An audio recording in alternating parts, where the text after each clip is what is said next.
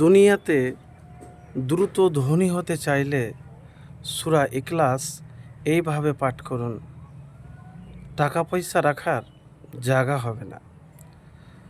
প্রিয় ভাই, আমি যে আমলের কথা বলবো, আমার কোনো ব্যক্তিগত বা বানানো কোনো কথা বলবো না। সূরা ইখলাস কিভাবে কখন পাঠ করলে আর বেশি পাঠ করলে কি ফজিলত আছে আমি আপনাদের সম্মুখে তুলে ধরব। একবার এক সাহাবী নবীজি সাল্লাল্লাহু আলাইহি ওয়াসাল্লামের কাছে এলেন। আসার পরে বললেন, ইয়া রাসূলুল্লাহ, হে আল্লাহর রসুল সাল্লাল্লাহু আলাইহি সাল্লাম,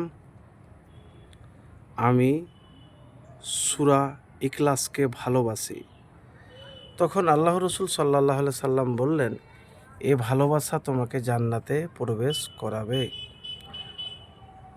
সহিহ বুখারী শরীফ 774, তিরমিজি শরীফ 2901। আরেকটি হাদিসে আছে, যে ব্যক্তি প্রতিদিন 200 বার সূরা ইখলাস পড়বে তার 50 বছরের গুনাহ মাফ করে দেওয়া হবে, তবে ঋণ থাকলে তা মাফ হবে না। এবারে বলবেন, আপনি তো প্রথমে বলেছেন যে সূরা ইখলাস পাঠ করতে গেলে ধনী হওয়া যায়। সাহাল ইবনে সাদ সাঈদী রাদিয়াল্লাহু তাআলা থেকে বর্ণিত আছে, এক ব্যক্তি আল্লাহ রসুল সাল্লাল্লাহু আলাইহি সাল্লামের কাছে এসে দারিদ্র্যের অভিযোগ করে। তখন মহানবী সাল্লাল্লাহু আলাইহি সাল্লাম তাকে বললেন, যখন তুমি ঘরে ফিরবে তখন সালাম দিবে এবং একবার সূরা ইখলাস পড়বে। এই আমল করার ফলে কিছুদিনের মধ্যে তার দারিদ্র্য দূর হয়ে যায়। কুরতুবী 185 পৃষ্ঠায় এই হাদিসটি রয়েছে। তো প্রিয় ভাই, আমি যে হাদিসের কথা বললাম, এবারে কিভাবে আপনি পড়বেন? যখন ঘরে যাবেন, আসসালামু আলাইকুম ওয়া রাহমাতুল্লাহি ওয়া বারাকাতুহু বললেন।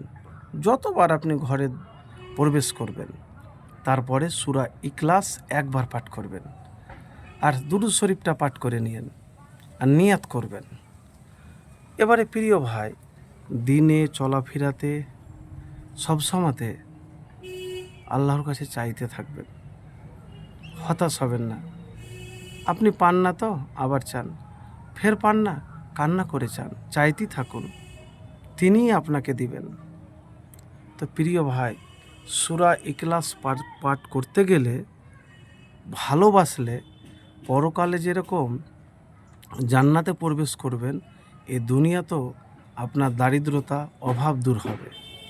কিন্তু আমল তখনই কবুল হবে যখন আপনি মুমিন হতে পারবেন। মুমিন না হতে গেলে তো কোনো কাজ হবে না। ততএব আপনাকে মুমিন, মুত্তাকি, পরহেজগার হতে হবে। পরহেজগার না হতে গেলে আপনার আমল করেও কোনো লাভ হবে না, সমস্ত হারাম থেকে বাঁচতে হবে। সূরা ইখলাস আরও অনেক ফজিলত আছে, তা আমি আরেকটি হাদিস ছোট্ট করে বলছি আপনাকে, যে দুনিয়াতে কিছু না চেয়ে যদি জান্নাত চান তাহলে বেশি ভালো হবে। কেন জানেন? দুনিয়ার জীবন হলো ক্ষণস্থায়ী। তো যখনই কোনো কিছু চাইবেন, আগে জান্নাত চেয়েন, তারপরে কবরের আযাব থেকে মুক্তি চাইবেন, তারপরে আল্লাহ সুবহানাহু ওয়া তাআলার কাছে দোয়া করবেন যে আল্লাহ কারো কাছে যেন হাত পাততে না হয়। দেখেন, পরিশ্রম করা, মেহনত করা, ধনী হওয়া কোনো খারাপ কাজ নয়, এটা চেষ্টা করতে পারেন। দেনেওয়ালা হলো আল্লাহ।